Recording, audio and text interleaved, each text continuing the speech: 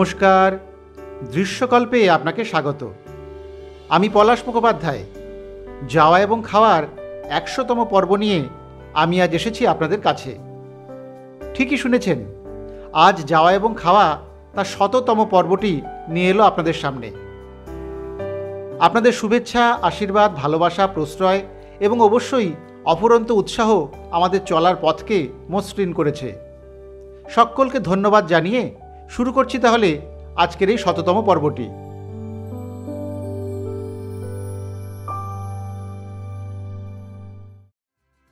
আগের পর্বে আপনারা দেখেছেন বাঁকুড়া ঘুরে আমি আপাতত দুর্গাপুরে এসেছি, তাই এবারের পর্ব দুর্গাপুর থেকে শুরু করছি। পরে না হয় দুর্গাপুরে আসা যাওয়ার কথাও আপনাদের জানিয়ে দেব। সকাল সকাল বেরিয়ে পড়েছি আমি। যাচ্ছি দুর্গাপুরের পাশেই বেশ কিছু জায়গায়। শুনেছি জঙ্গলের মাঝেই আছে একটি রাজবাড়ি। আমার প্রথম গন্তব্য সেখানেই। জায়গাটার নাম কাঁটাবেড়িয়া। দুর্গাপুর শহর থেকে এই ৭-৮ কিলোমিটার মতো পথ। প্রথমেই জানিয়ে রাখি, আজকের এই ১০০তম পর্বের সফরটি কিন্তু গোটাটাই সবুজে মোড়া, একেবারে প্রকৃতির মাঝে সফর। গোটা পর্বটি দেখলেই বুঝতে পারবেন আপনারা।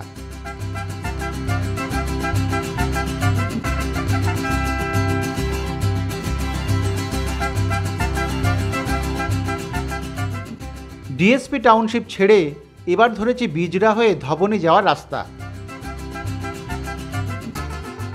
আইকিউ সিটিকে ডান দিকে রেখে এই পথ সোজা এগিয়েছে।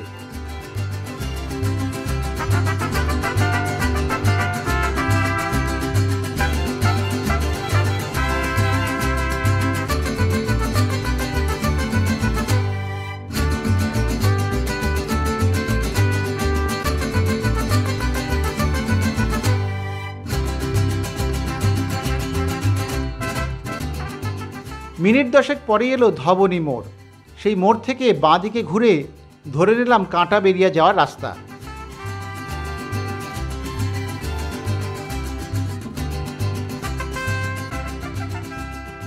এই রাস্তাটি ভারী সুন্দর, নিরিবিলি সবুজ বনানীর মধ্যে দিয়ে পথ।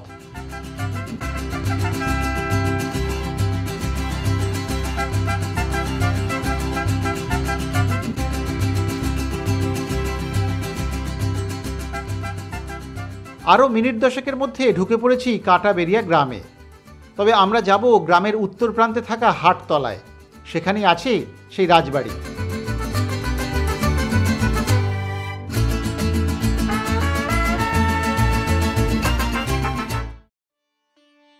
চলে এসেছি কাঁটাবেড়িয়া হাটতলায়।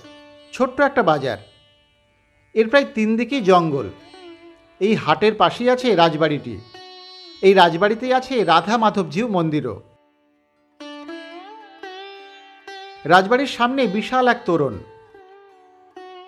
দারুণ দেখতে সুউচ্চ এই তোরণটি। তোরণের মাথায় অর্জুনের রথ, কৃষ্ণ সারথি।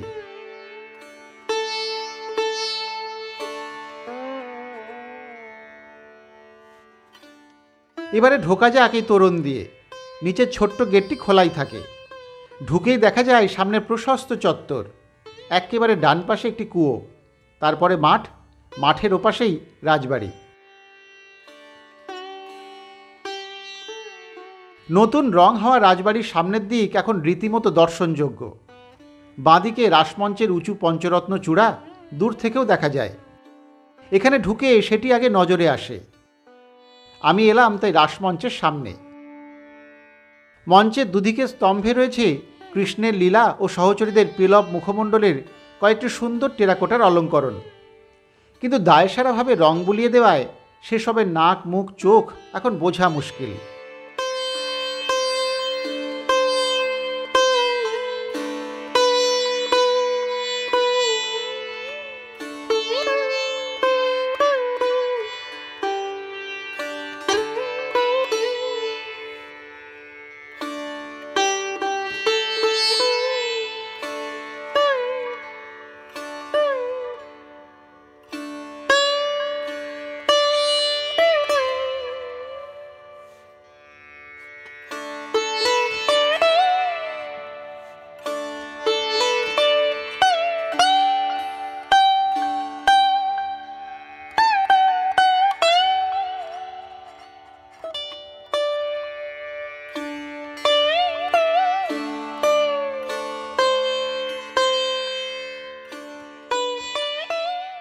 এই রাসমঞ্চেও রাখা আছে রাধা কৃষ্ণের একটি মূর্তি।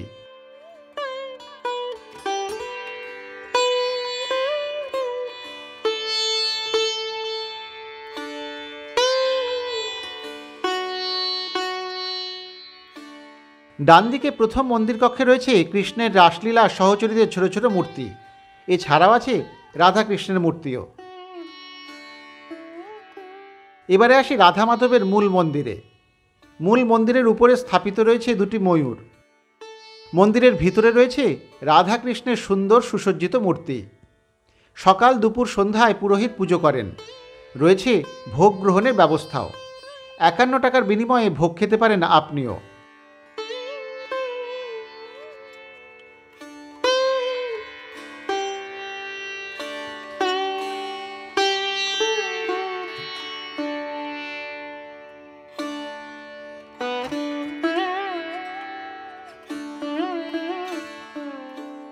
আচ্ছা, এই যে মন্দির বা এই রাজবাড়ি, কতটুকু ইতিহাস আছে, আপনি কতটুকু জানেন?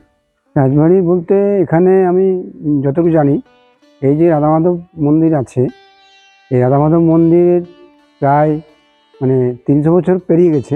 এখানে নারায়ণশিলা বলতে 22টা নারায়ণশিলা আছে। নারায়ণশিলা প্রতিদিন স্নান করানো হয়। স্নান করানোর পরে নারায়ণশিলা দিকে পুজো করা হয়। তারপরে ওই যে লক্ষ্মীনারায়ণ আছেন, লক্ষ্মীনারায়ণকেও উনি ওনাকেও পুজো করা হয়। তারপরে তো রাধা মাধব, এখানে যে রাধা মাধব মন্দির যে ওনার যে প্রতিষ্ঠিত, ওনার যে পুজো হয়, ওনাকে নিবেদন না করে কিছু করা যায় না।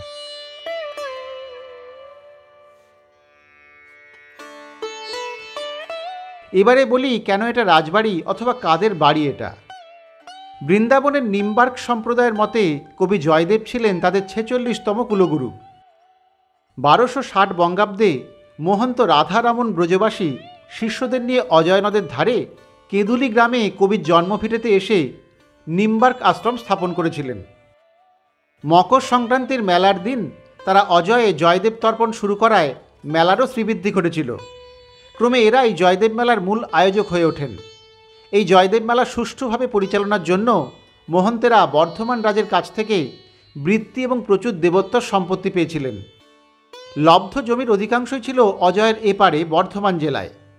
তদারকির সুবিধার জন্য মহন্তরা অজয় নদের থেকে প্রায় 8 মাইল দূরে কাটাবেরিয়া গ্রামে এই মঠটি তৈরি করেছিলেন। সেখানে রাধা মাধবের নিত্য পুজোও শুরু হয়। প্রয়োজনে শিষ্যদের নিয়ে তারা সেখানে রাতেও থাকতেন। কাঁটাবেরিয়ার এই বাড়িটি শান্তি মঠ নামে পরিচিত ছিল। এই মঠকে কেন্দ্র করে পাশের গ্রামগুলিতে জীবন এবং জীবিকার উন্নতিও শুরু হয়। মহন্তদের দক্ষ পরিচালনায় চাষবাসের পাশাপাশি বনজ সম্পদ আহরণ আর গোপালনও শুরু হয়েছিল। দেবোত্তর জমি তো ছিলই, তার উপরে মহন্তেরা কাটাবেরিয়ার আশপাশের গ্রামগুলির বেশ কয়েকশো বিঘা জমি কিনে রীতিমতো জমিদার হয়ে উঠেছিলেন। মহন্তরা শান্তিমঠে বসবাস করতেও শুরু করেছিলেন। এর ফলে মঠের কর্মকাণ্ডও প্রসারিত হয়। নিয়মিত গীতা পাঠ বা কীর্তনের আসর বসত, হতো নানান রকমের মেলা বা মহোৎসব। মহন্তেরা অনেকটা সামন্তের মতো প্রভাবশালী হয়ে উঠেছিলেন। সেই থেকেই শান্তিমঠ কাঁটাবেরিয়ার রাজবাড়ি হিসেবেই পরিগণিত হতে থাকে। একসময় নাকি পাইক বরকন্দাজও নিযুক্ত হয়েছিল এখানে। নানান দুর্বিপাকের কারণে 1981 সালে কেঁদুলির নিম্বার্ক আশ্রমের মহন্তদের থেকে জয়দেব মেলার দায়িত্ব মেলা কমিটির হাতেই তুলে দেওয়া হয়। সেই সঙ্গে কাঁটাবেরিয়ার মঠেও পালাবদল ঘটে। সীমিত পরিসরে এখনও এখানে রাসমেলা, দোলযাত্রা, জন্মাষ্টমী ও রাধাষ্টমীর উৎসব পালিত হয়। আয়োজিত হয় দুর্গাপুজো। এই হচ্ছে এই কাঁটাবেরিয়া রাজবাড়ির সংক্ষিপ্ত ইতিহাস।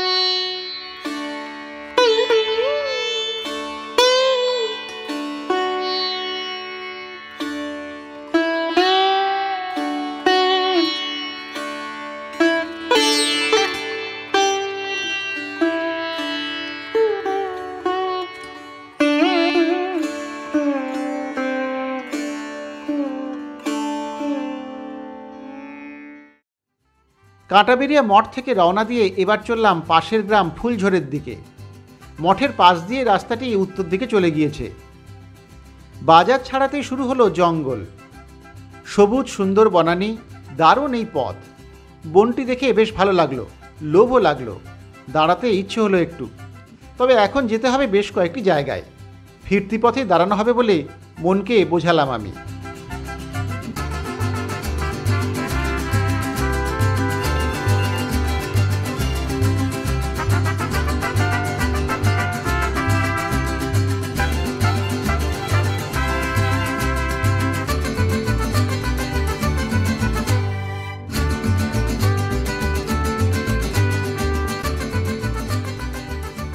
জঙ্গল পেরিয়ে মিনিট দশেকের মধ্যেই চলে এসেছি ফুলঝোর গ্রামে।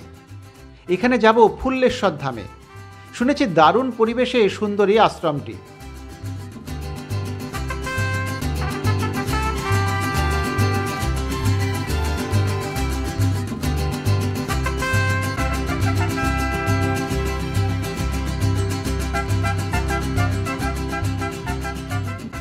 পিচ রাস্তা ছেড়ে এবারে বেঁকে গেলাম বাঁদিকে।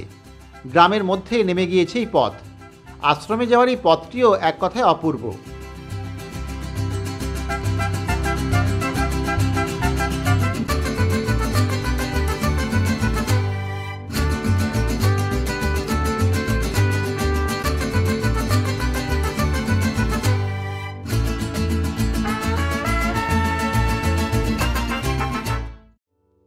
এসে গিয়েছি ফুল্লেশ্বর ধামে। সবুজের মাঝে নিরিবিলি নির্জন পরিবেশে সত্যি সুন্দর এই আশ্রমটি। এখনও একটু একটু করে গড়ে উঠছে। সামনেই রয়েছে বাবা ফুল্লেশ্বরের মন্দির। মন্দিরের কাঠামো নতুন হলেও এটি নাকি বহু প্রাচীন।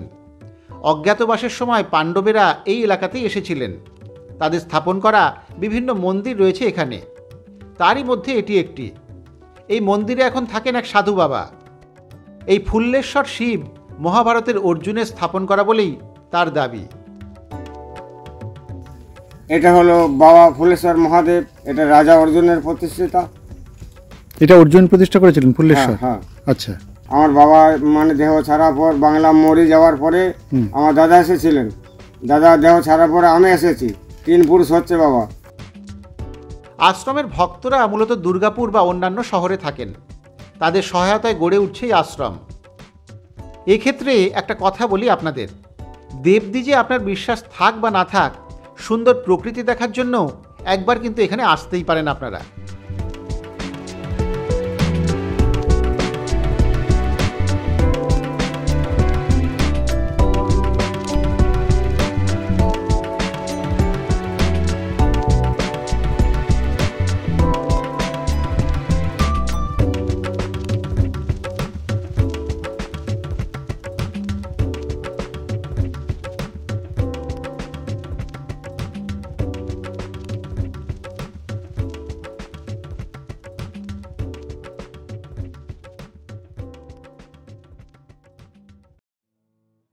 আশ্রমের চারিদিকে রয়েছে একাধিক পুকুর, তাদের সৌন্দর্যও দেখবার মতো। আশ্রমের ঠিক পিছনের দিকে একটি পুকুরে রয়েছে পদ্মের সমাহার, অপূর্ব সে দৃশ্য।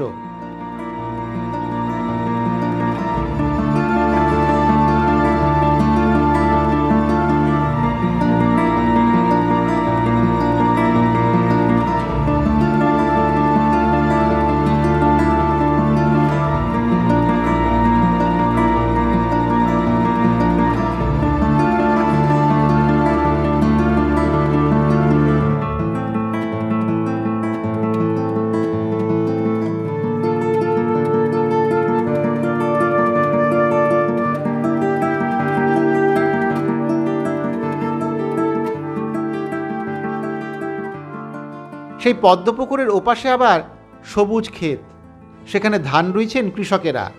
সব মিলিয়ে মন ভালো করে দেয় এই সুরম্য গ্রাম্য প্রকৃতি।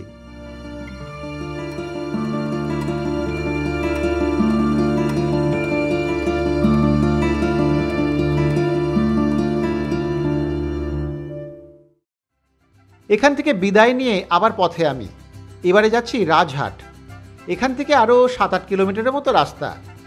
এই রাস্তা আগের মতোই সুন্দর, গাছগাছালির ছায়ায় ভরা।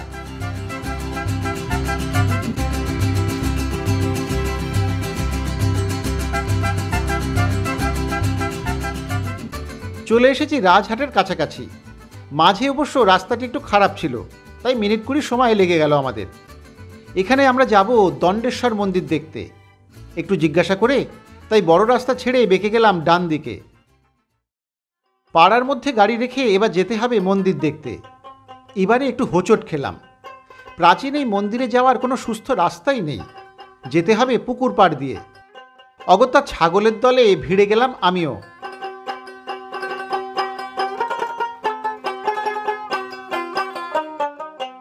প্রথমে পুকুর পাড়, তারপর আলপথ। মন্দিরে যাওয়ার এটাই প্রধান রাস্তা। আমি চলেছি সেই ছাগলের দলের পেছন পেছন।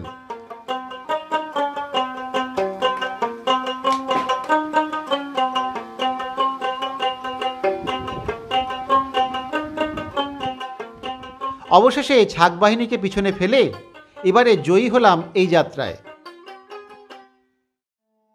দূরে দেখা যাচ্ছে মন্দির। এখান থেকে দারুণ লাগছে, কিন্তু রাস্তাটা একটু বিদঘুটে, এতে কোনো সন্দেহ নেই, কিন্তু জায়গাটা অপূর্ব, এটাও অস্বীকার করবার কোনো উপায় নেই। চারিদিকে সবুজের সুনামি যেন, তার মাঝে এই দণ্ডেশ্বর মন্দির চত্বর। এগোলাম মন্দিরের দিকে। মন্দির চত্বরে পৌঁছে দেখা গেল দুটি মন্দির, মাঝে একটা ছোট্ট নাটমঞ্চ আছে দেখলাম। কেউ কোথাও নেই।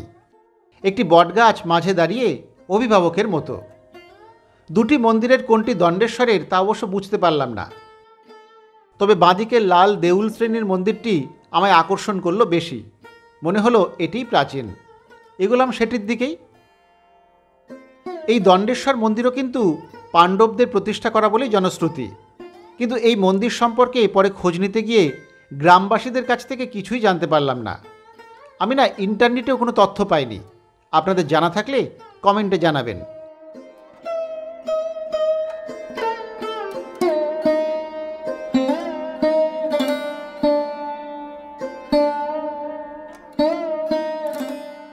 যাই হোক, মন্দিরের ভেতরে রয়েছে একটি শিবলিঙ্গ। আকন্দ ফুলের মালা, বেলপাতা প্রভৃতি দেখে বোঝাই যাচ্ছে নিয়মিত পুজো হয় এখানে।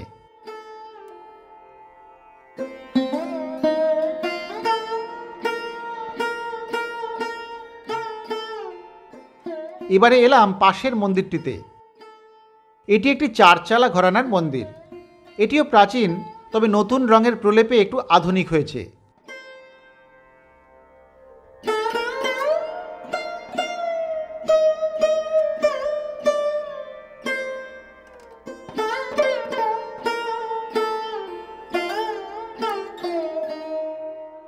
এই মন্দিরের ভিতরেও রয়েছে শিবলিঙ্গ, তবে এই শিবলিঙ্গটি একটু নিচের দিকে অন্য ধরনের।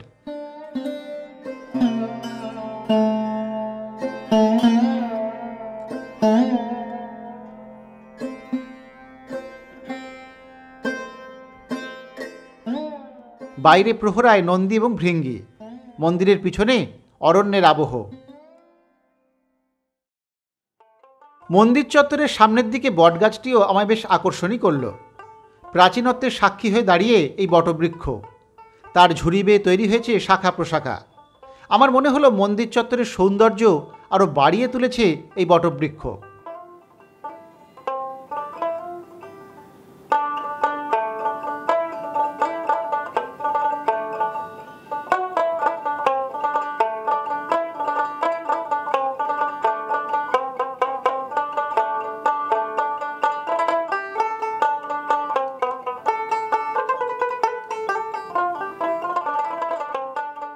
এবারে চলুন যাই মন্দিরের পিছনের দিকে, লাল মন্দিরের পাশ দিয়ে যাওয়ার পথ।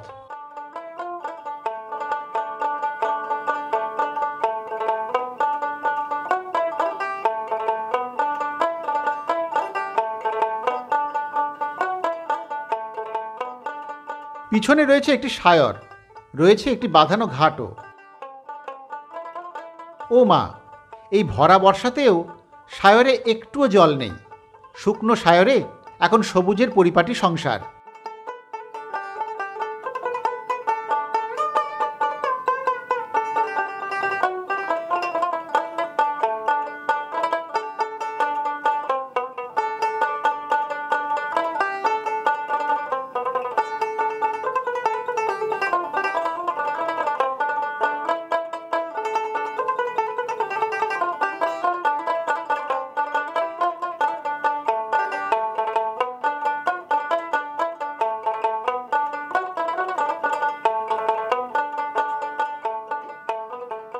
এবারে এলাম মন্দিরের অন্য পাশে।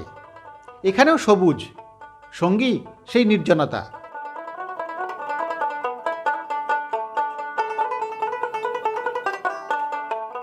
পুরনো সেই ছাগলের দল তাদের মালিকের সঙ্গে চলে গেল সায়রের মধ্যে। লম্বা সায়রটিতে জল থাকলে খুব ভালো লাগতো দেখতে, মনে হতো কোনো নদীর ধারে রয়েছে বুঝি। তবে জায়গাটি কিন্তু আমার চমৎকার লেগেছে। যারা একটু নির্জনতার মাঝে প্রকৃতিকে উপভোগ করতে চান তাদের জন্য স্বর্গ বলা যায়।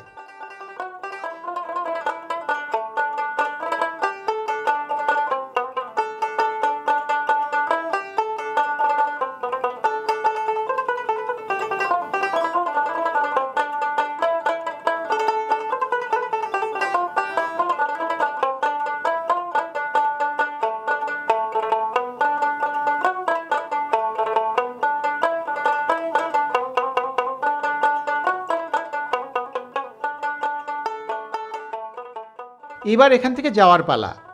আপনারা খেয়াল করেছেন কিনা জানি না, সকাল থেকে বেরিয়ে কিন্তু এখনো খাওয়া দাওয়া হয়নি। এবার সেই খাওয়ার পালা। যে গ্রামে গাড়ি রেখেছি সেই গ্রামেরও নাম দণ্ডেশ্বর। রাজহাটে সেই দণ্ডেশ্বর গ্রামকে অনেকে ডালপুরি গ্রাম নামেও চেনেন। এই গ্রামের বেশ কয়েক ঘর বাসিন্দা ডালপুরি বানান। তাদের ডালপুরির খ্যাতি ছড়িয়েছে দূর দূরান্ত পর্যন্ত। সেই ডালপুরি এবার খাবো আমি। কিন্তু এখানে একটা সমস্যা আছে। ওরা ভোরবেলা উঠে পুরি তৈরি করেন। আটা মেখে তাতে ডালের পুর ভরে তারপর বেলে বাড়ির সকলে মিলে ভেজে তৈরি করা হয় ডালপুরি। তারপরে সেই ডালপুরি নিয়ে বাড়ির পুরুষ সদস্যরা বিক্রি করতে চলে যান গ্রামে গঞ্জে। তাই আগে থেকে বলে না রাখলে অথবা খুব সকাল সকাল না গেলে এই পুরি কিন্তু পাওয়া মুশকিল। আমিও একটু বলে রেখেছিলাম, তাই বিশেষভাবে রেখে দেওয়া পুরি খেয়েছি। পুরি তৈরির ছবি পরে আমায় পাঠিয়েছে গ্রামেরই ছেলে পতিত রায়। এবারে তাহলে একটু পুরি খেয়ে দেখা যাক। এসেছি রাজহাটের পাশে দণ্ডেশ্বর গ্রামে। দণ্ডেশ্বর মন্দির যেতে গেলে এই দণ্ডেশ্বর গ্রাম হয়ে যেতে হয়। এই গ্রামের আরেকটা নাম আছে ডালপুরির গ্রাম। এই গ্রামে অনেকেই ডালপুরি তৈরি করেন, সে তো বলেইছি আমরা। তো একটু সকাল সকাল আসতে হয়, না হলে সকলে তো ডালপুরি নিয়ে বেরিয়ে যান, চলে যান। সকাল সকাল এসে নাহলে ডালপুরি, আমিও একটু দেরি করে ফেলেছি, ওরা বেরিয়ে গিয়েছেন। যে ডালপুরি রাখা ছিল সেইখান থেকে আমি খাচ্ছি। ফলে একদম সেই ডালপুরি তৈরি করাটা আমরা পেলাম না, কিন্তু তৈরি হয়ে যাওয়া ডালপুরিটা পেয়েছি। একটুখানি খেয়ে দেখি ডালপুরিটা কেমন খেতে। এত নাম আমি দুর্গাপুর থেকে শুনতে পেলাম এই ডালপুরি গ্রামের নাম, একটু না খেলেই নয়।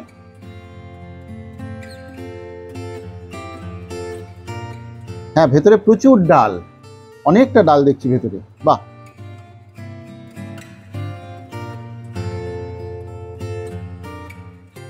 খারাপ না, অনেকটা ডালের পুর ভেতরে। এতটা সাধারণ যেসব ডালপুরি আমরা খাই বা কচুরি খাই তার মধ্যে এতটা পুর থাকে না, এটা একটা বিশেষত্ব। আর দ্বিতীয় কথা, ওরা বলছিলেন যে এই পুরি খাওয়ার জন্য তরকারির দরকার পড়ে না, এই পুরি এমনি শুধু শুধুই খাওয়া যায়। আমি শুধুই নিয়েছি, খাওয়া যাচ্ছে, খারাপ না। সকালের জলখাবারটা আজকে এই ডালপুরি দিয়ে সারি তালে।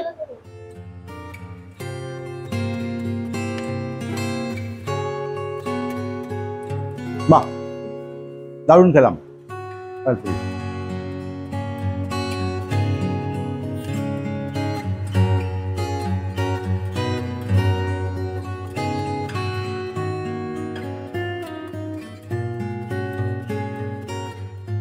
সত্যি এই ডালপুরি দারুণ। অনেকটা ডালের পুর থাকে ভেতরে, তাই তো এই পুরি খাওয়ার জন্য তরকারির প্রয়োজন হয় না। মূলত ছোলার ডাল দিয়ে তৈরি হয় এই পুরি। শুধু গ্রামে গ্রামে ফেরি করাই নয়, বিভিন্ন অনুষ্ঠানেও অর্ডার সাপ্লাই করেন ওরা। অর্ডার দিলে পুরির ডালে স্পেশাল মশলাও দেওয়া হয়। ডালপুরির দাম 5 টাকা পিস অথবা 200 টাকা কিলো।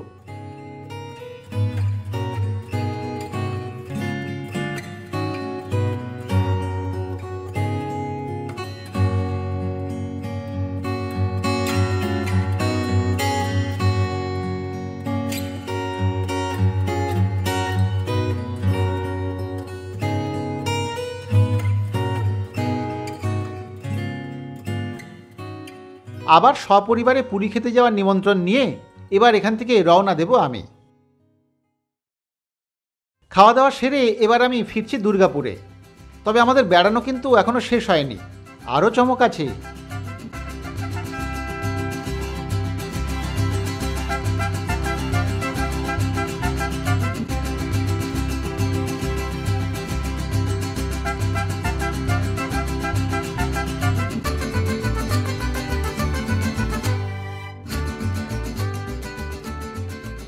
চলেছি একই রাস্তা দিয়ে।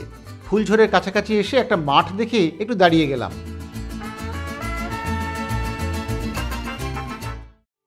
কি ভাবছেন হঠাৎ মাঠ দেখার কি আছে? সে আপনি নিজেই একবারটি দেখুন না। একটু এগোই তাহলে।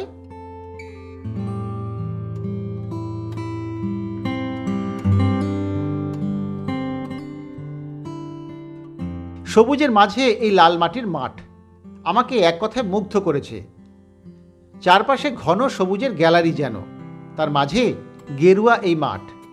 এখন খেলাধুলো হচ্ছে না, চারিদিক নিস্তব্ধ নিরিবিলি। আমার একটু দুঃখ হচ্ছিল জানেন, এমন সুন্দর মাঠে যদি খেলাধুলো করতে পারতাম। ইস, যারা এখানে খেলে তাদের প্রতি একটু ঈর্ষাই হচ্ছিল। মুগ্ধ নয়নে দেখছিলাম এই অপূর্ব বনময় ক্রীড়াক্ষেত্রটি।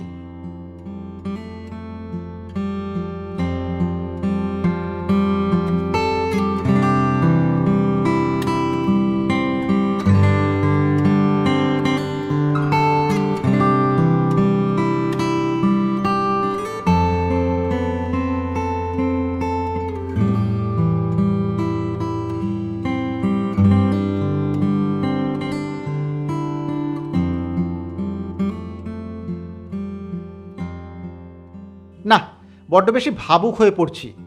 এবার এখান থেকে বিদায় নেওয়া যাক।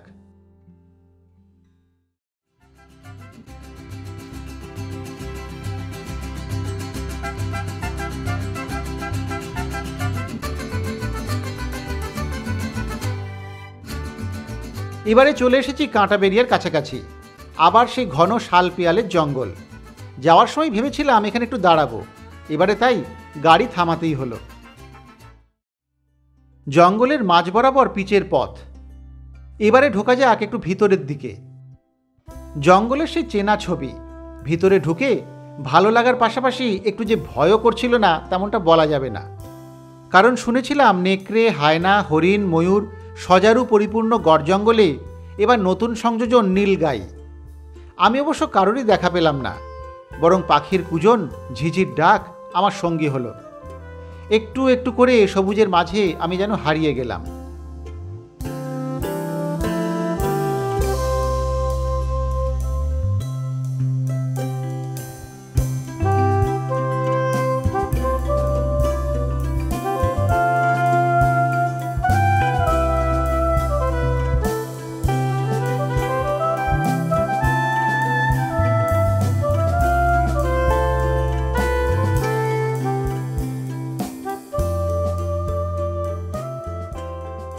গন্তব্য বা দ্রষ্টব্যের চেয়েও অনেক সময় পথ হয়ে যায় আরও বেশি সুন্দর।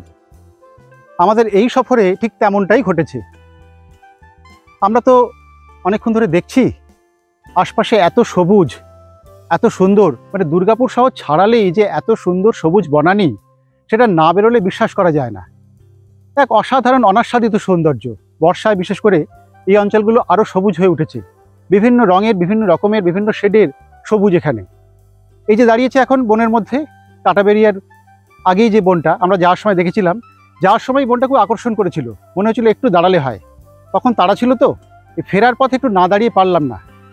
এই সুন্দর সবুজ বনানী, এই অরণ্য, এটা কিন্তু দাবি করে তার সঙ্গে সামান্য সময় কাটানোর।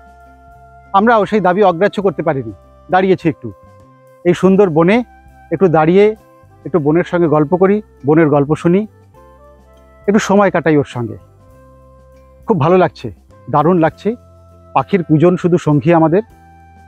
আপনারা যদি এদিকে আসেন তাহলে এই বনটা বা এই অরণ্য, এই বনানী কিন্তু এড়িয়ে যাবেন না। আমার অনুরোধ, এর সঙ্গে একটু সময় কাটাবেন। আমি তাহলে একটু কাটি, মানে একটু থাকি এই বনের মধ্যে, এই অরণ্যের সঙ্গে। তারপরে আমরা ফিরবো দুর্গাপুরের দিকে, কিন্তু তার আগে একটু বনের সৌন্দর্য।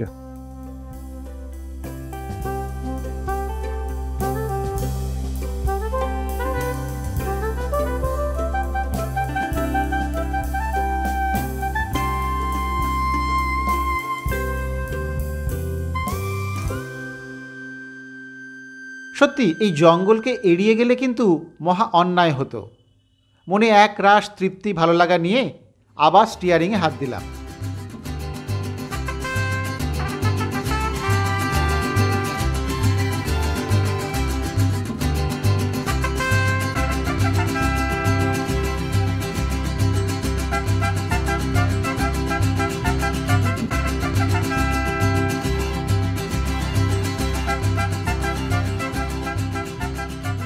চলে এসেছি দুর্গাপুরের অনেকটা কাছাকাছি।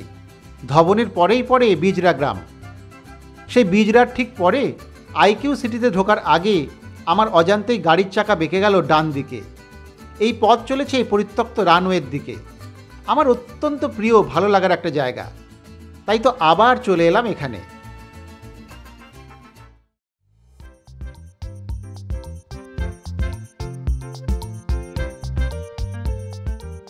দুর্গাপুর ভ্রমণের দ্বিতীয় পর্বে কিন্তু এখানে এসেছিলাম আমরা। আমাদের চ্যানেলে সেই ভিডিও আছে।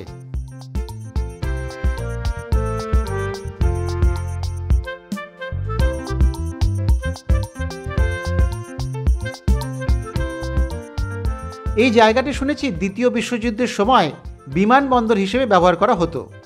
তখন এই অঞ্চলে এমন ছোট ছোট বিমানবন্দর অনেকগুলি ছিল, এটিও তেমনই একটা। এখনও রয়েছে প্রশস্ত রানওয়ে। পিচ উঠে যাওয়া সেই রানওয়ে ধরে ছুটিয়ে দিলাম আমার পক্ষীরাজ। রানওয়ের দুধারে সবুজের বনানী এখানকার মুখ্য আকর্ষণ।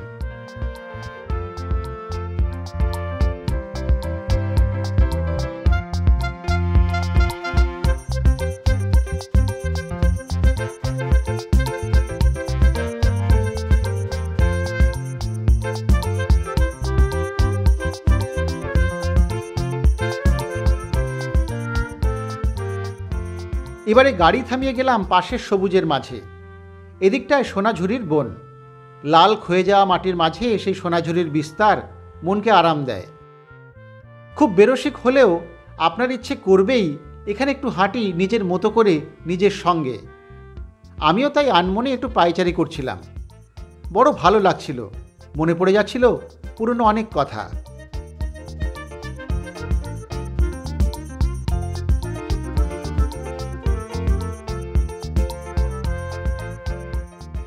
এই জায়গাটা এলেই আমি কেমন যেন নস্টালজিক হয়ে পড়ি। আসলে চাকরি জীবনের প্রথম দিকে একদম প্রথমে এই জায়গাটায় আসা, দুর্গাপুরে এসে এই জায়গাটা প্রথমকে নিয়ে এসেছিল আমার মনে নেই, কিন্তু মনে আছে যে এখানে আসার পরে এই জায়গার সৌন্দর্য দেখে আমি মুগ্ধ হয়ে গিয়েছিলাম।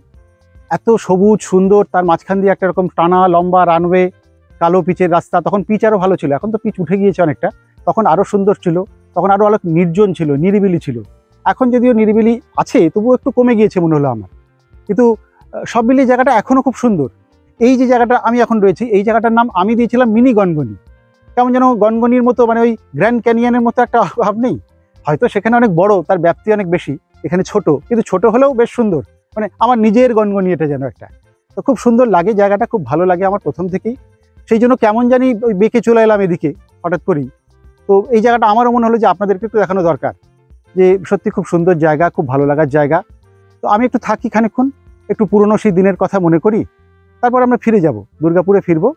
তো ফেরার পথেই এই জায়গাটা পড়ে, বিজরার পরে বিজরা গ্রাম আছে, তারপরে এই জায়গাটা পড়ে। আর দুর্গাপুরের দিক থেকে আসলে তো বিজরা যাওয়ার আগে আইকিউ সিটি পরেই আমাদের বাঁ দিকে বেঁকে যেতে হয় এই জায়গাটা আসার জন্য। গাড়ি চলে আসে, কোনো অসুবিধা হয় না আসতে। তো আপনারা যদি আসতে চান ওদিকে গেলে বেড়াতে, আমরা যেদিকে কাছে গিয়েছিলাম সেদিকে বেড়াতে গেলে এই জায়গাটার ওপর দিয়ে, যদি দুর্গাপুরের ভেতর দিতে গেলে এই জায়গার ওপর দিয়ে যেতে হবে। তো সেখান থেকে আপনারা যেতেই পারেন, এই জায়গাটা আসতেই পারেন একবার। তাছাড়াও এই জায়গাটা এমনিও আসতে পারেন। আমি খানিকক্ষণ থাকি, তারপরে আমরা ফিরে যাচ্ছি দুর্গাপুরে। আপাতত একটু নির্জনতার সঙ্গে খানিকক্ষণ।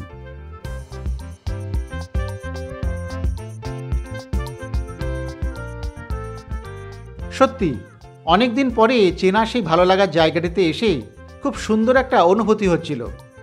আজকের সফরটা আমায় দারুণ একটা তৃপ্তি দিয়েছে। দুর্গাপুর শহরটা ছাড়ালেই যে এত সবুজ, এত শান্ত সুন্দর জায়গা আছে তা বোধহয় অনেকেই জানেন না।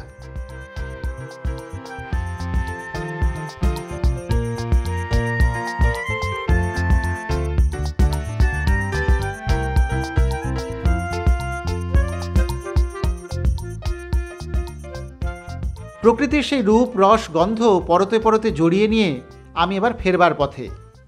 এখান থেকে রওনা দিয়ে দিয়েছি, যাচ্ছি দুর্গাপুরে।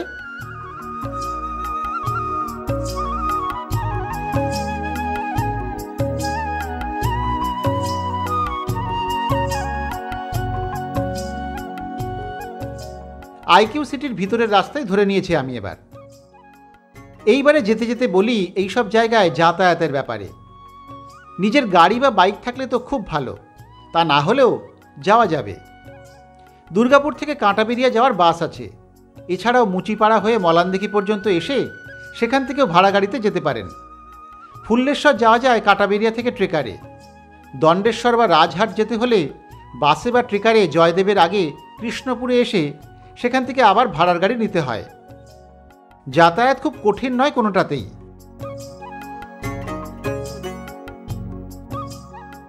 এই দিকটায় থাকার তেমন জায়গা নেই, তবে দুর্গাপুরে অসংখ্য হোটেল আছে, তাই এমনি থাকার কোনো অসুবিধা এখানে নেই।